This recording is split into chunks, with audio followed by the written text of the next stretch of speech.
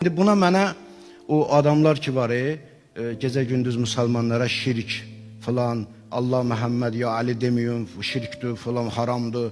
Onlar indi gəlsin bu ayəni izah eləsinlər, bu suala cavab versinlər. Yaxşı, niyə görə?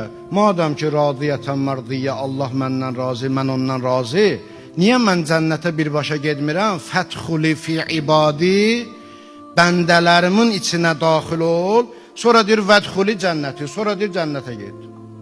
Olmaz birbaşa gedim cənnətə, gərək daxil olun bəndələrin içinə.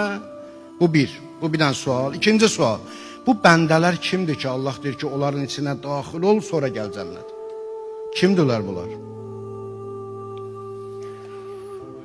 Hədislərimizdə aydındır. Sonda oxuyacağım bir dənə İmam Sadiqdən hədis, təbərrükən oxuyacağım. Özdə kafi kitabındandır, mötəbər kitabımızdır, ondan oxuyacağım axırda. Amma indi gəl hədisdən qabaq hələ ağlımızla düşünək. Elə bilək ki, Quran indi bizə nazil olub, indi bu ayələr bizə nazil olub ki, fədxuli fi ibadi, tapmaq istəyirik ki, bu bəndələr kimdir? İndi bilmirəm, riyaziyyatı nə qədər oxumusunuz yoxsa yox. İndi burada məndən oxuyan, məndən böyüklər, kiçiklər var. Onlar bilirlər ki, biz riyaziyyatçı olmuşuq da. Və hətta Allah nəsib eləyib Pedaqoji Universitet Riyazi Fizika Fakültəsini də oxumuş. Ona görə riyaziyyatda belə idi. Hər hansı bir məchulu tapmaqdan ötürü onu adlandırırdı X, ondan sonra baxırdı bizə nə verilib və bizim onun həllin hansı yolla gedəcəm. Baxa görə bizə burada ayədə verilən nədir? Bəndələrim. Deməli, bəzi insanlar var ki, onlar Allahın bəndələridir. Allah onları özünə nisbət verir. Deyir, onlar mənim bəndələrimdir. Və cənnətə getməyi də onların içinə daxil olmağı şərt bilir. Onların içinə daxil ol, sonra cənnətə get. Bu bir. İkincisi, radiyətən mərdiyyə, Allah səndən razı oldu, sən Allahdan razı oldun, dərhal artıq sən onların içindəsən. Fi ibadi, çünki fədxuli deyir, vədxuli demir. Cənnətdə vədxuli deyir, amma burada fə. İndi əzizlərim də bilir, ustadım da buradadır, bağışlasın. Fa-u təfri'dir, yəni orada daha fasilə yoxdur. Dərhal fədxuli fi ibadi.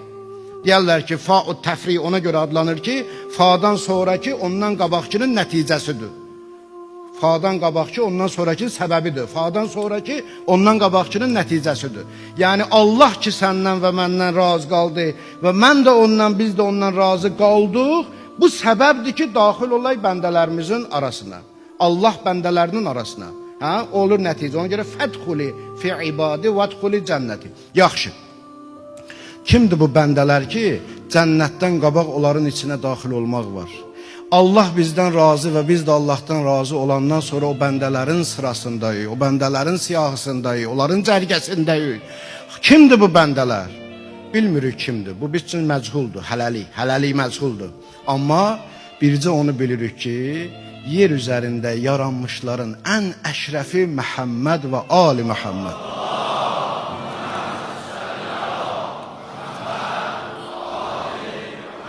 İndi gəl yenə riyazi məsələ həll eləyək, əksini fərz eləyək. Əgər bu ibaddan məqsəd, bəndələrimdən məqsəd onlar olmasa, başqaları olsa, onda olacaq xilaful fərz, yəni fərzimizə verilən şərtlərə xilaf olacaq. Niyə?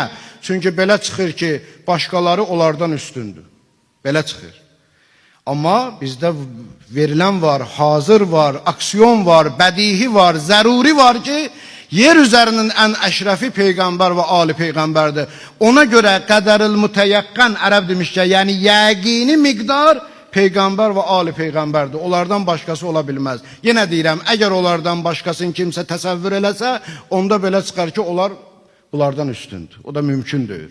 Deməli, Peyğəmbər və Ali Peyğəmbərin cərgəsinə daxil olmalısan, cənnətə daxil olmaqdan ötürü. Bu bir. İkincisi, Allah səndən razı olmalıdır, sən də Allahdan razı olmalıdır ki, onların cərgəsinə daxil olasan.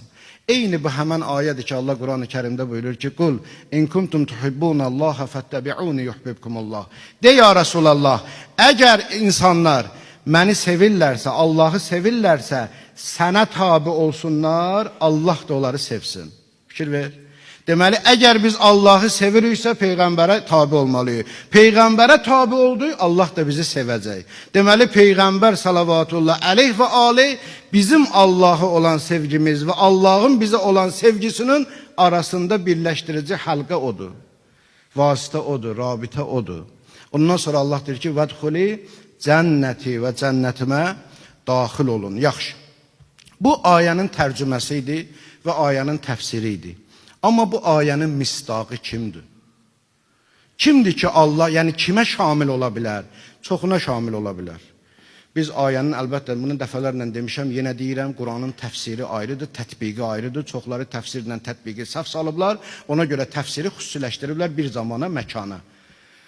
Tətbiq ayrı bir şeydir, təfsir ayrı bir şeydir. Quran təfsiri zamana baxmır, məkana baxmır. Qiyamətə qədər ayələr davam edicidir. Hər zamana aiddir, hər məkana aiddir, hər kəsə aiddir. Amma tətbiq, bəli, zaman-zaman kimlərəsə tətbiq olunur. Amma ən bariz tətbiqi İmam Hüseyin əleyhissalamdır. Allahümmə salli ala Muhammed və Həzrəti Abbas əleyhissalamdır və İmam Səccad əleyhissalamdır. Ən bariz tətbiqi olardı. Peyğəmbər və ali Peyğəmbərdir.